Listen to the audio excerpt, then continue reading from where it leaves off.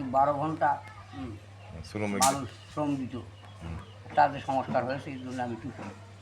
আর বিশ্ববাসীর কাছে আমি মানে এই এই মঙ্গল জানাচ্ছি, ভালো জানাচ্ছি, বা তাদের শ্রমিকের অধিকার সুবিধা অধিকার পেয়েছে বলে প্রাপ্ত হয়েছে, প্রাপ্ত হয়েছে বলে আমি এর জন্য খুশি হয়েছি। বলছে সাইজের কোনো শ্রমিকদের নিয়ে গান আছে?